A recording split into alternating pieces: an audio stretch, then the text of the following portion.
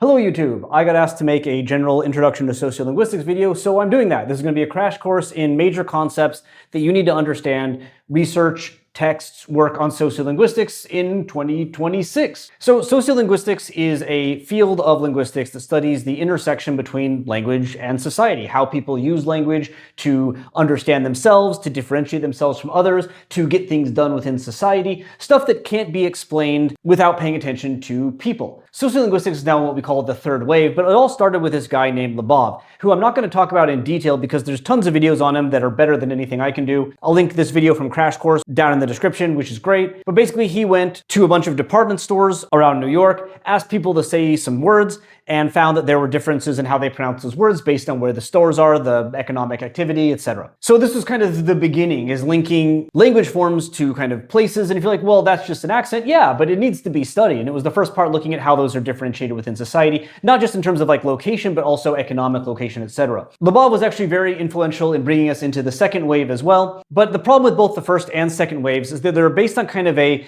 if a person is from an area, or if a person is trying to like show off that they are something, they'll do this. Whereas now we are in a approach to sociolinguistics, which has seen heavy influence from things like intersectionality, social constructivism, even researchers like Judith Butler. But more broadly and more importantly, the idea that languages don't just do things automatically, but rather people use language to produce identities, effects, etc. So to make it very simple, we approach it so that language is not like static or has static effects, but something that's always in flux and always being negotiated as people navigate kind of their lives. And that's the perspective that we bring to the third wave. And when we talk about the third wave, the thinker, the linguist that we kind of need to start with is a guy named Silverstein. Now, Silverstein was especially influential in coming up with the concept of what we call an index in linguistics. He borrowed this from a different thinker who was in philosophy and semiotics, known as Peirce. It's spelled Pierce, but it's pronounced Peirce. It's good for you to know that so you don't do what I did and pronounce it as Pierce at a linguistics conference and have everyone stare at you like you're a fool, but like, how was I supposed to know? I only saw it written down. So Peirce came up with a way of differentiating what we guess we call signs into icons, symbols, and indexes. For Peirce, an icon has a close physical resemblance to what it signifies. So it looks like the thing.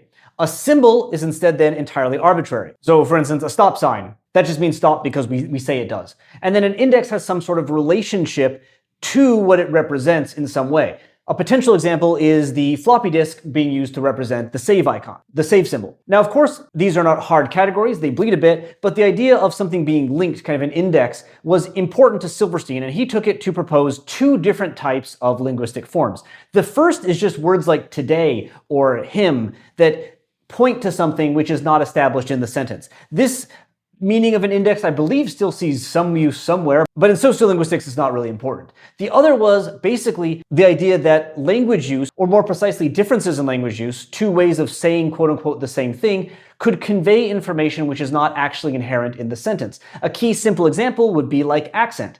If you're listening to me speak, you may associate the way that I'm speaking with like America and then assume that I'm American. And that is, we can say that my accent is indexing Americanness. However, this paper was published quite a while ago, and it didn't really like explode so much. Rather, what brought Silverstein's ideas really to the forefront of the third wave of sociolinguistics was, well, first off, all the stuff in the background that let sociolinguistics happen. One key one, of course, being the social constructivism I mentioned earlier. I should move aside to quickly talk about this, especially because when we talk about things like identity in sociolinguistics, it's important to state that we're thinking of them as something which is multiple. So rather than just being me, there's different me's that I kind of act out in different contexts. Like right now I'm being Professor Me, but at home I'll be a different me. And you know, people say stuff like, oh, they're a completely different person at work.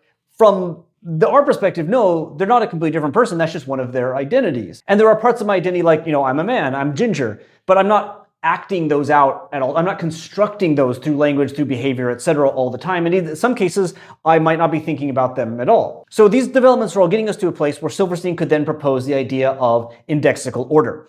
And he did it in this paper here. Now, what Silverstein was doing here is basically saying that at the most direct level, an index has like a factual connection to something. Again, accent is a key one, right? Certain sounds, certain ways of pronouncing English, for instance, will be found in certain geographic regions more than others. That's like a fact. But you may assume things about people based on their accent. Like, I don't know, again, you assume I'm American, so maybe you think I like hamburgers. For Silverstein, that would be what he calls an higher order or an N+1 index, and he notes that these can always be reimagined. Now you may say, okay, so it's just like stereotypes. And you know what? Kind of. But What Silverstein is doing here, what he did here, is that he gave us a really deep and detailed way of explaining and understanding the link between language use and the evocation, the methods through which these kind of stereotypes actually manifest in the creation of meaning. There are a few problems though with Silverstein's paper, some of which, to give him credit, he recognized very much. One is that while these orders are very useful for tracing like the etymology, the history of a link between language and meaning, because they function like a ladder, right? Not everyone is aware of them. For instance, a key example in the English context is that what a lot of people call like youth slang or Gen Alpha slang or whatever actually developed in African American vernacular English or in the queer community. But they've been adopted by the youth and framed in the media as youth slang, so people aren't even aware of the history. So for them, the indexing of youth actually happens at the N level, not the N+1 level. It's a lower order index, not a higher order index. Additionally, people can just be wrong. I get, and this is not a joke, every single year in Australia, at least 2 to 3 people ask me if I'm Irish. My pronunciation of English factually does not sound Irish. I don't even have Irish ancestry. This is Scottish, but they're listening to my beard rather than the sound of my voice, and so they assume I'm Irish. If a few people ask me if I'm Irish every year, the number of people that have just assumed I'm an Irish person and just gone on with their day and then maybe assume things about me because of that is even higher. So there's like belief systems involved here as well that we can't really account for by this N system. And then the other problem is that Silverstein writes like he doesn't want you to understand what he's saying. When you become an academic, you start to read a lot of essays written by both academics and also students, and you get a very keen sense of people who are very, very smart, but unable to write in a way that makes that accessible to the average audience. And then people who are not that smart and are hiding really simple or even wrong ideas via fluffy large language. Silverstein is the former. He's very intelligent. His theories are very well thought out, and he is way smarter and way more cited than I will ever be. But my God, the man cannot write in a easy to access way at all. He is one of the few authors that I have found that actually, when they bring a real life example in to try to like elucidate their point, it sometimes makes things more confusing. And he has graphs like this, which are still in my nightmares today. I don't understand how this is supposed to be understood. This graph to me does not index somebody for whom graphic design is a passion. So 2 important things had to happen after Silverstein started proposing all these ideas like indexical order. One is that other scholars who understood Silverstein and could kind of express his ideas in a bit more of a accessible manner. In key 3 really, really important scholars at this time were Mary Buchholz, Kira Hall, and Penelope Eckert, who've written a ton about indexes and in a way that is much, much more readable. But also, very importantly, Eckert in 2008 wrote this paper on what is called the indexical field. And this was like really revolutionary for expanding on Silverstein's ideas, because Silverstein kind of explains things like a ladder, right? He notes that it's not perfect, he notes there's problems with it, but he still has this kind of ladder process. Eckert instead came up with a basic explanation that when you see a language form that is rooted in variation. So again, 2 ways of saying the same thing. If everyone you know speaks the same accent, then accent is not a variant. But if you know 2 accents, then they're a variant. If everyone you know says elevator, there's no index. But if you know elevator and lift, then indexes exist. Once there are 2 ways of saying the same thing, the choice begins to index meaning from a indexical field. And this is all the possible interpretations of that variant that you know. And the one that is activated is going to differ based on context. That is, who is speaking, when they're speaking, how they're speaking, etc. So to give some simple examples from Japanese, watashi is considered to be a polite pronoun, but it's more polite when men use it than women use it, generally speaking. That's like the vibe. So if you hear a man using it, it is more likely to activate, oh, this is indexing politeness, than when a woman is using it. Unless, of course, there are other features that help with that interpretation. Additionally, the level of experience you have with a language is going to change the diversity and the complexity of your indexical field. For instance, a Japanese learner probably doesn't have that many interpretations of a pronoun like boku. They might think, oh, it's the male pronoun, it's semi-polite. So if they see someone using boku, they'll be like, oh, that's a semi-polite man, because their indexical field is limited to that kind of information. Whereas someone in Japan might have grown up being told, you're a boy, so you need to use boku. And they might have seen girls criticized for using boku, but then they might have met a girl who uses boku, and that girl is really cool with it. So they said, oh, okay, maybe if a girl uses boku, they're like that friend I had.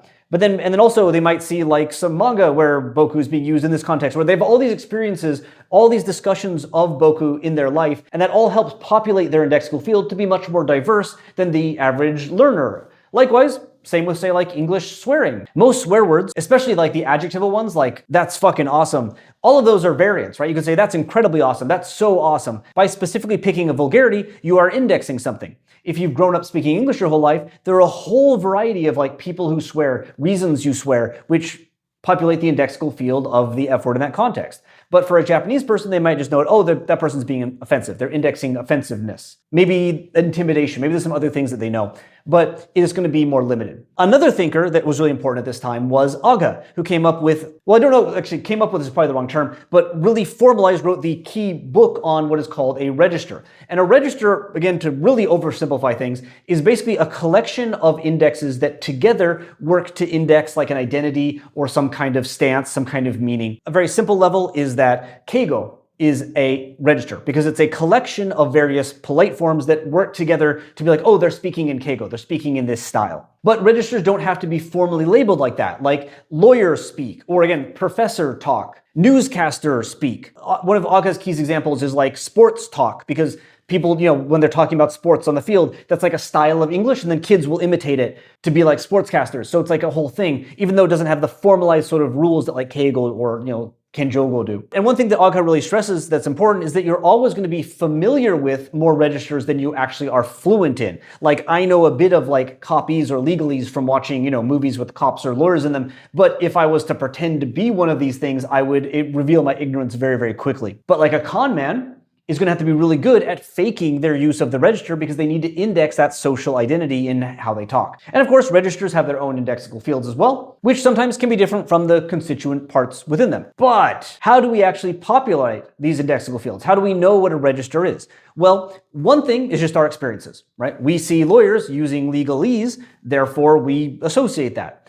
Another important one, though, is metalinguistic discourse. Again, to try to give a simple definition here, this is using language to talk about language. So if someone says, that's not polite, or that is polite, or don't speak like that, that's what poor people say, or don't speak like that, you sound like some kind of rich snob. This is metalinguistic discourse. And these ideas, whether or not we believe them or not, are impacting our indexical field, in that if you accept them, then they enter there. If you resist them, you're still reacting to them, right? Even if you say, I don't believe that, you're still responding to a social discourse, and that is going to affect how you interpret things, and you might have to be like, oh, okay, I'm dealing with somebody who finds this form to mean this, even though I don't agree, so I have to adjust to my speech. It's a whole mess, right? But that metalinguistic discourse circulates throughout society. Any kind of guidebook on like how to speak like a proper person, how to speak like a proper lady in Japanese, all of these are metalinguistic discourses. And then finally, on top of that, we have what we call our language ideologies. I need to be clear here, ideology does not mean a bad thing. This is a neutral use of ideology. Like people sometimes say, like, oh, that's just his ideology, or he's consumed by ideology, whatever. This is just like a belief. Anything you believe about language is an ideology. So if you believe please is polite, or at least even polite in most situations, congratulations, that's your language ideology. If you believe that it's appropriate to use keigo to your boss, that is a language ideology that you have. When we have different language ideologies, this often results in the same index indexing very, very different things. To give like a personal example, I find the overuse of like the passive voice or phrases like, in this study, 500 people were interviewed, to be really pretentious and old-fashioned. And so like when I write academic papers, I say I interviewed 500 people, but in the past, and there's actually been research on changes in how academic register works, but in the past, people might have found that as proper academic and might have seen my approach to writing as too casual to ever get published in a journal. These are ideological differences, not factual differences, right? Water boils at 100 degrees Celsius at sea level, even if all humans are dead. Whether or not something is polite, whether or not a register is correct, whether or not something is pretentious, if no one's alive, they don't have any meaning. They're all kind of ideological constructs and they change over time. So when we use a variant, which again is just any language form which could be said another way. In English, I doesn't really have a variant, although we do have variants in pronunciation. In Japanese, you have all the pronouns that are variants, right? Variant choices. If you're making a choice, even if it's an automatic choice, like you're American, so you don't use the word lift, you use elevator, that's still a choice as long as people are aware of the difference. So whenever we use a language form that has a difference, we are indexing something, and what that index is for us and for the people listening to us are going to depend on the various meanings in our indexical field, and which are populated through experiences metalinguistic discourse we've encountered, and linguistic ideologies. And then through context, the right one is going to be activated. And again, context is everything. Like Agha makes a very, very clear point that even stuff that is non-linguistic can be context. I'm trying to speak in a way that is like a semi-academic register, but if I wasn't wearing a collared shirt or something, you might be like, oh, this guy's just being pretentious. Likewise, if I was to use like a Aussie tradie kind of register and say like, oh, greeting cunts, thanks for coming to my video, that would not work. It would be strange because we're missing the context of my clothing looking anything like a tradie does, but also I'm missing the accent that is part of that kind of register. And so what would happen is you would be searching your indexical field for some kind of understanding, and when you eventually decide on one, that would then populate that with something new. Like, oh, those forms can be used by people with that accent if they're American academics living in Australia trying to explain things. Yeah, there you go. That's what that index is for you now. And that's basically the big terms that you're going to see time and time again if you look at sociolinguistic research. There's obviously more. Sociolinguistics is full of subdisciplines like pragmatics, conversational analysis, discourse analysis. Yes, those are different things, and they all have their own specialities, but these terms come up across tons of different papers and are really major ones that our current field, our current understanding would not exist if we didn't have them theorized. And they're all, of course, centered around the key point, which is that meaning is negotiated through difference. And this, of course, kind of puts sociolinguistics as a odd duck out in some linguistic fields. For instance, we don't really gel well with like Chomsky-ish or like theoretical linguistics where people make grammaticality judgments, because for us, the only way to tell if something is grammatical is if people agree that it is, and if they don't, then both sides are right. That's how grammar changes. I remember when I was an undergrad and dumber, I was at a conference and someone was talking about how they said like this phrase is grammatical, this phrase is not. And during question time, I raised my hand and asked like, hey, how did you know which ones are grammatical? Because I assumed, as I'd read studies, that they maybe like interviewed some people and had them do, do you find this grammatical? Because that's what I see in my research. And you said, do you disagree? And I was like, oh, nope, I don't disagree with you, Japanese person. And I learned to keep my mouth shut. But for me, personally, I love sociolinguistics because while language itself is fascinating, language without people is nothing. It's just sounds. And so I really like linguistic research, which looks at how language is impacting society and how societies are using language to get things done, to understand each other, to fight each other. And that's what I try to do with my research as well. So there you go. I hope you like this crash course. And while I've mentioned it in tons of my videos before, if you're not watching this video randomly and you're someone who knows about my channel and is therefore very interested in Japanese, the #1 book I'd say that you should read to get started on Japanese sociolinguistics is right there. It's Japanese Language, Gender, and Ideology. Hopefully your university library has a copy of it, or you can order a copy of it. All the chapters in this are very interesting. They're all going to use the terms that I talked about. And it's a really good place to start learning more about what I've talked about, but in the Japanese context that I assume you're interested in because you're watching my channel. Anyway, thanks a bunch. Hope you enjoyed this class course, and I'll see you next time.